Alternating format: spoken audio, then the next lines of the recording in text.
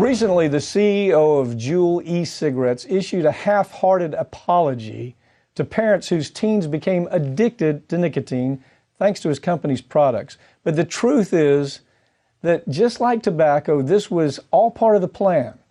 Joining me to talk about this is Farron Cousins, who just finished an incredible cover story for the National Trial Lawyer magazine. You've been following this a long time. Farron, the first thing that comes to my mind, as you know, our law firm handled the tobacco litigation. We wrote the first legislation about it that was used all over the country. So we know these cats pretty well. It's a bad bunch of cats, I guess.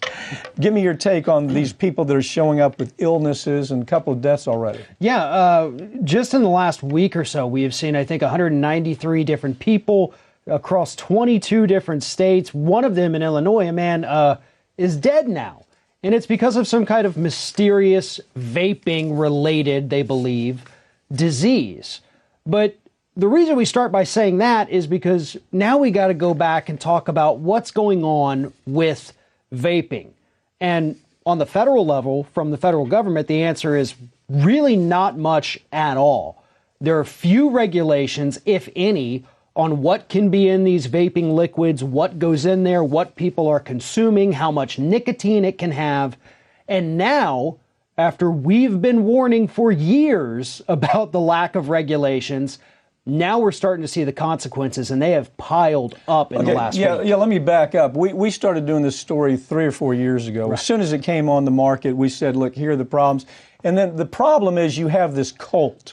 I don't know how to, it's like this cult. It really is. I call it, it's just so weird. We do a story, we say, look, God bless you if you want to vape. I don't care, but you need to know what the problems are. And the problems are, it's not just the nicotine.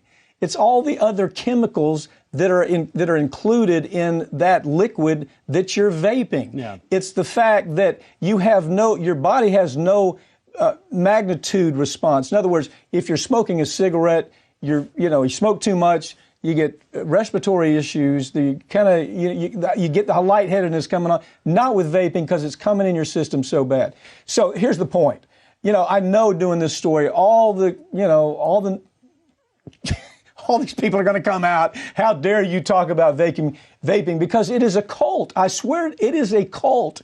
And that's the way they've built this. They built it with kids primarily. It is. It's become its own little subculture here in the United States. They have vaping competitions.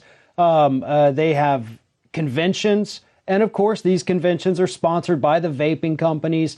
You have people out there who swear that vaping has saved their life because it got them off regular cigarettes. Wow. But at the same time, they're saying, well, you guys attacking vapes, you're doing Big Tobacco's job. But the truth is, a lot of these big tobacco companies, including Juul, they've bought shares of these companies. No, you vapors, you are doing Big Tobacco's job because they own these products as well. Big Tobacco owns them. Yeah. I mean, really, when you get to the point where you can't objectively listen to a story, Big Tobacco owns you. We saw, look, it crosses generation.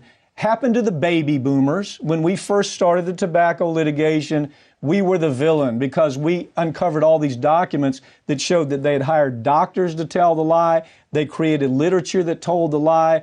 They phonied up epidemiology to tell the lie. Same things happen here. So that was baby boomer generation. Okay, now you've got young baby boomers and millennials that are part of the cult, and nothing's different. They want to say, we're different than mom and dad. We're clear thinkers.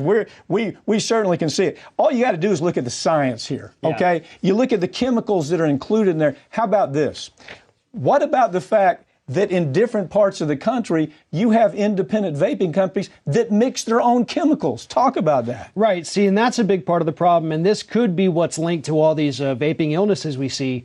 And before you and I talked here, I spent a good amount of time today going through the FDA's regulation website for tobacco and e-liquid and e-cigarettes and vapes and all that.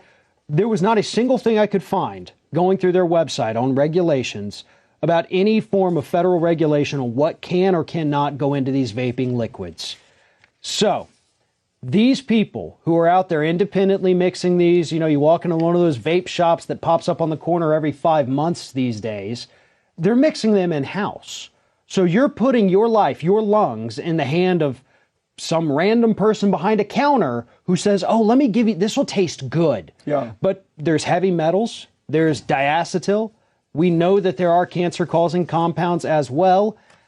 And whatever else this person you don't know is sticking into that liquid that you then heat to 400 or 500 degrees in a matter of, milliseconds and put it into your lungs. And people are out there swearing, yelling at us, telling us that this is the safest thing in the world. What it is, it's self-actualization. They want to believe it, therefore they won't. It's like talking to a Republican about a bad policy. No, I'm a Republican. It's tribal, isn't it? It is. It's almost cult-like. You see with Democrats, you see with Republicans. We're in that right now. I see the same thing happening here. Look, here's the point. Got about 30 seconds left. They got Ollie Ollie Orange. They've got bubble gum. They've got all these kids' tastes, trying to go after the kids. They've even marketed them where they put them on the shelf to go after children. The type of marketing they do is colors. It's all going after children. But really, it's not just the kids that go so crazy when we talk about this case. Right. It is adults who should have enough sense to be able to think for themselves rather than having the industry think for them. And apparently that's what happens here. Well, and the bottom line is this. If this is what you're choosing to do, fantastic. You do that. That is your choice. You have the right to do that. But don't try to convince yourself or convince other people that we know these things are safe. All the science that has been coming out in the short decade these things have been available has not been flattering for vapes. This story, I'll tell you, but we're going to see it with this story. How dare we talk about the fact that the stuff's dangerous? And eventually the documents will come out too, and it'll show everything we'll be in trial with the documents.